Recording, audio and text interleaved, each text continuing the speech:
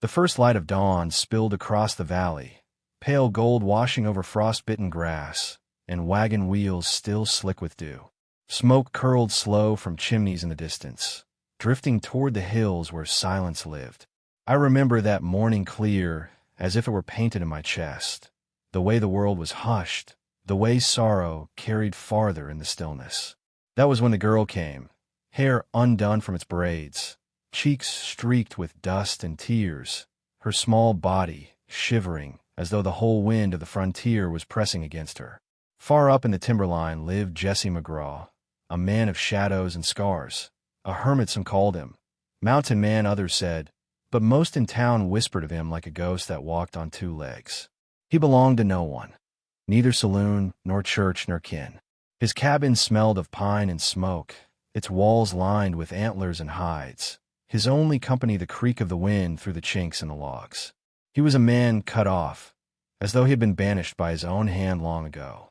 Down in the dust of the town lived Lynn May, a woman who stitched torn dresses and patched trousers for men who never said thank you. Her hands were small, her eyes dark, her voice carrying the gentleness of rivers far from here. Some called her foreign, some called her thief, most called her nothing at all. She kept her head low, but even silence can stir hatred when hearts are already poisoned. With her was Annie, her daughter of 14 years, who bore both her mother's tenderness and her father's fire, though the man himself was long buried. The trouble came sudden as summer storms. Settlers cornered Lynn May in the town square, spitting words sharper than whips. "Stealin' work that ain't hers," one barked. Another grabbed the door of her small sewing shop, ripping the shutters off their hinges. The crack of splintered wood echoed like gunfire. She tried to hold her ground, clutching her basket of thread, but hands struck her, tearing the basket loose. She fell to her knees, palms scraping against stone, blood smearing across the fabric she once mended with such care. They hit her, kicked her, drove her down until her breath rattled in her chest. Townsfolk watched, some with pity that froze on their tongues, most with silence. And there, in the shadow of the saloon, Sheriff Briggs turned his back, stepped inside, and let the door swing shut. Annie screamed, her voice cracking through the morning. She pushed through the crowd, fighting against rough hands that shoved her aside. No one would help her. She ran barefoot, skirts clutched high, out of the town and into the mountain path, rocks tearing at her soles. The wind whipped against her small body, but she climbed and climbed until the cabin came into sight. She pounded on the door with tiny fists, her sobs breaking the silence of the timberline. Jesse opened slow, eyes bleary from drink, hair unkempt like a wild thing. Annie collapsed at his feet, dirt and blood streaked on her face. "Please," she begged, her voice no louder than a breath yet heavy as a storm. "They're killing my mom." The words quivered in the cold air, a prayer thrown into the void. For a long moment Jesse stood frozen, a shadow of shame dragging him down. He had told himself years ago he was finished with people, with their cruelties and their wars. He wanted no part of their savagery. "Ain't my fight, girl," he muttered, trying to shut the door, but her hand clung to the edge, her eyes burning through him. And in them he saw himself, long ago, a boy hidden in the trees, watching his own Cherokee mother beaten by white men while he trembled too afraid to move. The sound of her screams haunted him still. Annie's sobs now carried that same echo, ripping open wounds he thought buried. He tried to walk away, but the silence of the cabin fell heavier than the weight of the whole mountain. His hand trembled as it hovered over the rifle that leaned against the wall. He wanted to forget, to stay alone, to let the world destroy itself without his say. Yet the girl knelt at his threshold, broken and begging, and there was no whiskey strong enough to drown her voice. Slowly, Jesse reached for the rifle.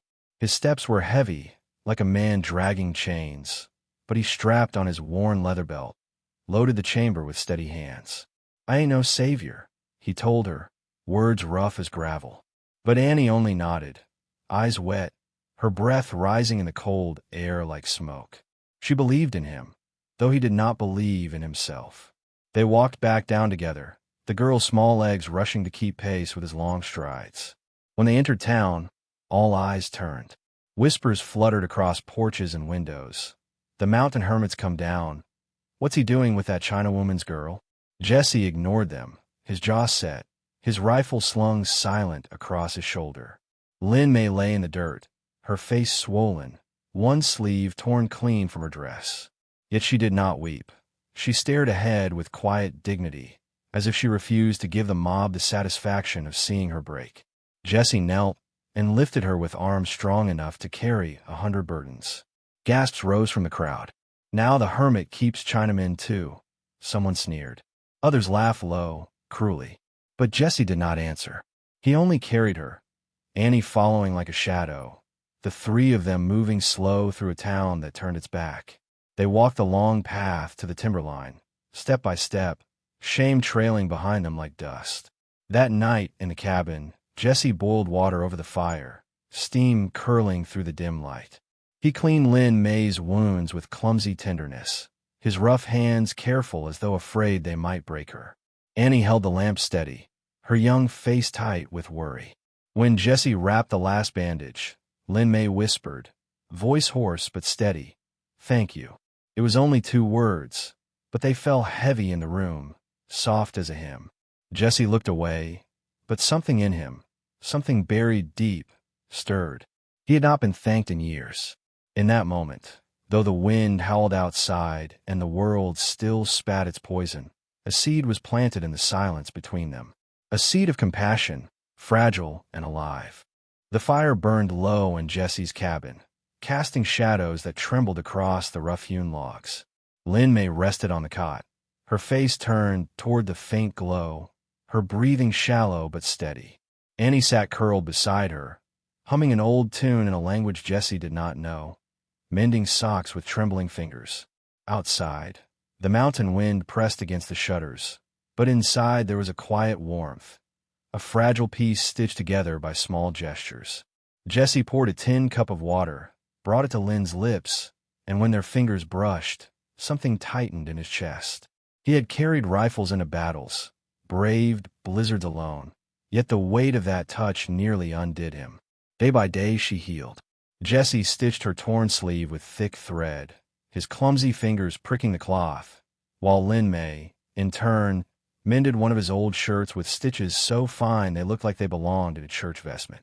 Annie swept the cabin floor, gathered pine cones for the fire, her laughter beginning to creep back into the air like the first birdsong of spring. These were small things, but in a land so rough, it was in the small things that life returned. Yet the valley beyond their refuge did not forget. Word spread like dry grass, catching flame. The hermit keeps the Chinawoman. Whispers slithered through church pews, curled around saloon doors, clung to the well where women fetched water. Some spat at Annie when she came down for flour. Others muttered when Jesse's shadow fell across the boardwalk. "Best leave him be," Sheriff Briggs said, though his eyes narrowed with unease. "Don't stir trouble, McGraw. Let things lie." Jesse said nothing, but his silence was sharper than a blade. Lin Mei heard the words carried back by her daughter and lowered her eyes, shame settling in her chest. But Jesse only looked at her one evening, as the fire cracked between them, and said in his gravel voice, "Ain't there words that matter? It's whether you stand."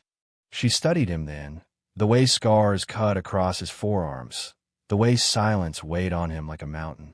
Gently, she asked why he lived alone in the timberline, away from kin and kind. He did not answer in words. Instead, he rolled back his sleeve and showed her the marks, the burn, the lash, the wound of years. His eyes stayed fixed on the fire. She did not look away. She only reached across the space between them and placed her small hand upon his, neither pity nor fear in her touch.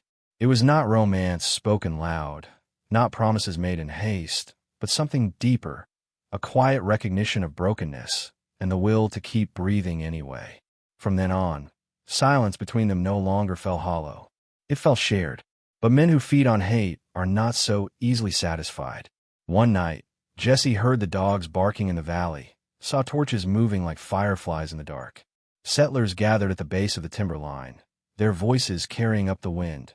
"Send her out. Don't bring her kind here." The crack of rifle butts against rocks echoed. Annie clutched her mother's sleeve, eyes wide with terror. Jesse stood, rifle slung across his back, and stepped out into the night air. The crowd jeered when they saw him. "Thought you turned ghost, McGraw," one shouted. Another spat. "Betraying your own kind for a Chinawoman?" Jesse's voice came low, steady as the mountains. "Ain't betrayal to defend the weak." The words fell heavy in the night, silencing even the coyotes. For a moment, it seemed violence would tear the night apart. But Jesse's calm was like stone, unyielding, immovable. And the settlers, seeing in him not rage, but unshakable defiance, faltered. Still, Jesse knew peace would not hold unless he carried it into the very heart of town. So the next morning, he walked with Lin, May, and Annie at his side, down the winding trail into the valley. The townsfolk stared, whispers rising like dust. He led them straight to the sheriff's porch, rifle on his back, eyes hard. Sheriff Briggs stepped out, sweat glistening on his brow. Jesse's voice cut across the street.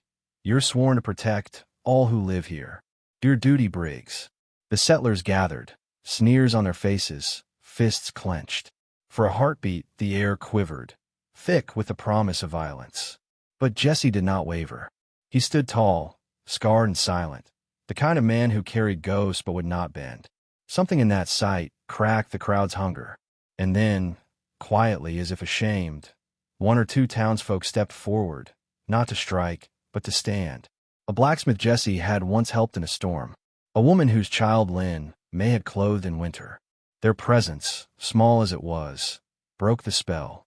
No shots fired, no blood spilled, just a slow, weary dispersal, men and women peeling away, muttering into the dust.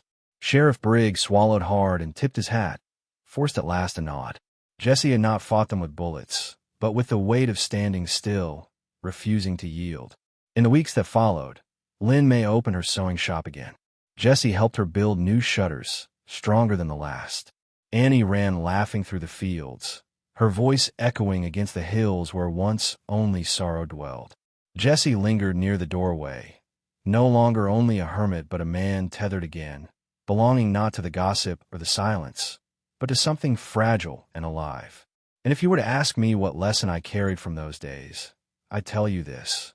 In a world quick to beat down what is different, salvation is sometimes no louder than a man refusing to look away. Sometimes love is not a firework, but a candle kept lit against the wind. And in that fragile flame, whole lives can be remade.